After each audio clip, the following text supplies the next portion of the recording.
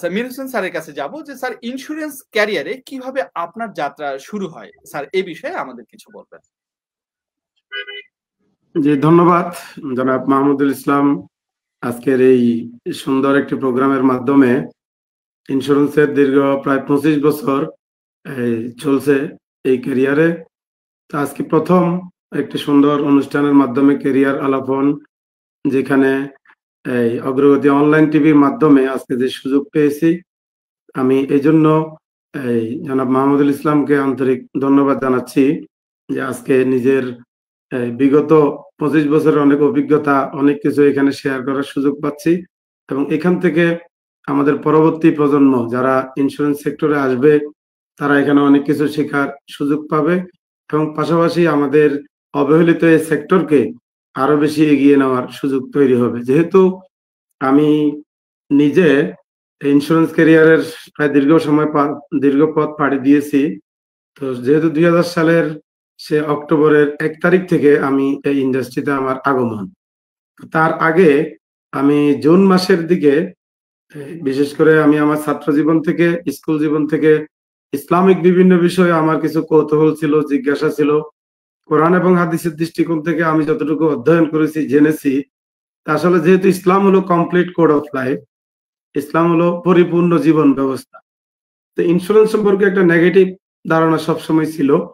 এর আগে একটা ইন্স্যুরেন্স কোম্পানিতে আমাকে দাওয়াত দিয়েছে, সেখানে একটা ট্রেনিংও করিয়েছে।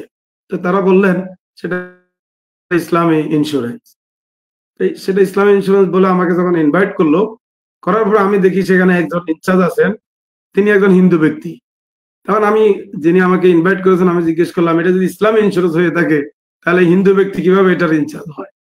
তখন আমি সেখানে আর কাজ করলাম না, সেখান থেকে চলে আসলাম। এরপরে ইসলামী ইন্স্যুরেন্সের সন্ধানে আমি সময় দিতে লাগলাম যে কখন ইসলামী ইন্স্যুরেন্স আসবে। এর মধ্যে একটা পত্রিকাতে বিজ্ঞাপন পেলাম যে ইসলামী ইন্স্যুরেন্সে কিছু লোক নেওয়া হবে। তো সেখানে আমি আবেদন করলাম। আবেদন করার পর দেখি কিছুদিন পরে পোস্ট অফিসে একটা চিঠি আসলো আমার কাছে যে সন্ধানী লাইফের একটা চিঠি, পরীক্ষা অংশগ্রহণের জন্য ঢাকাতে।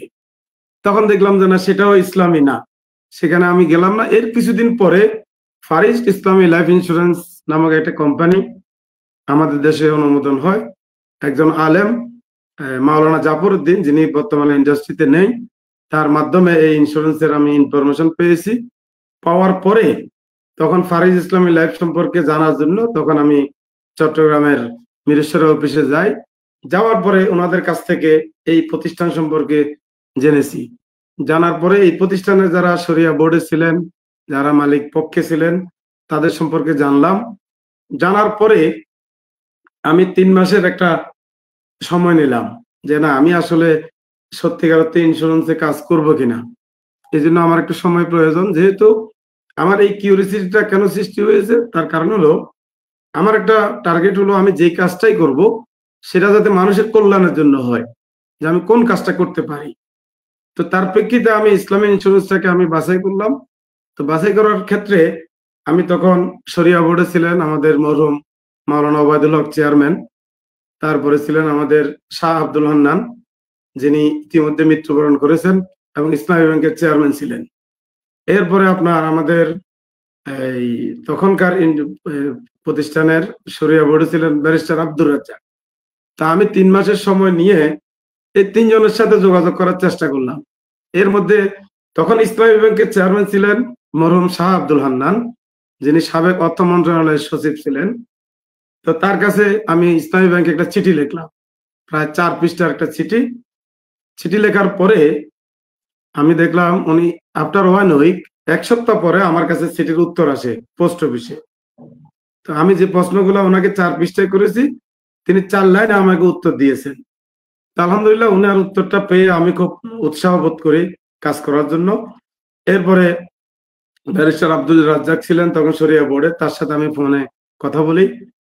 তারপরে কথাবার্তা বলে আমি মোটামুটি সেপ্টেম্বরের মধ্যে ডিসিশন নিলাম যে আমি ইন্স্যুরেন্সে কাজ করব এবং ফারিস ইসলামী লাইফ ইন্স্যুরেন্সের মাধ্যমে আমি কাজ শুরু করব। তো সেই থেকে আমি ফারিস ইসলামী লাইফ ইন্স্যুরেন্সে মূলত আমার কাজ করা শুরু। এরপরে আমি আমার এই কাজ করার ক্ষেত্রে বিশেষ করে ইসলামী ইন্স্যুরেন্স হিসেবে ফারিস্ট ইসলামী লাইফ ইন্স্যুরেন্সকে আমি তখন বেছে নিয়েছিলাম। আসলে বেছে নেওয়ার আমার মূল টার্গেট ছিল যে আমরা আমাদের এই বাংলাদেশে ইসলামী অর্থ ব্যবস্থাকে প্রতিষ্ঠার জন্য, সুদমুক্ত ইসলামী অর্থ ব্যবস্থা প্রতিষ্ঠার জন্য, কারণ ফারিজ ইসলামী লাইফ ছিল বাংলাদেশের প্রথম ইসলামী ইন্স্যুরেন্স। তো সেই দিক থেকে আমার ছাত্র জীবনের কিউরিসিটি এবং ইসলামী ইন্স্যুরেন্সে ইসলামীকরণের জন্য, এবং তখনকার সময়ে সেই 2000 সালে আমি ফারিজ ইসলামী লাইফ ইন্স্যুরেন্সের মাধ্যমে এবং এর ধারাবাহিকতায় আমি মোটামুটি কার্যক্রম শুরু করি। তো সেই হিসাবে আমি মনে করি আমার এই যাত্রা ফারিজ ইসলামী লাইফ ইন্স্যুরেন্সে আমি আমার কার্যক্রম এভাবে শুরু হয়। ধন্যবাদ।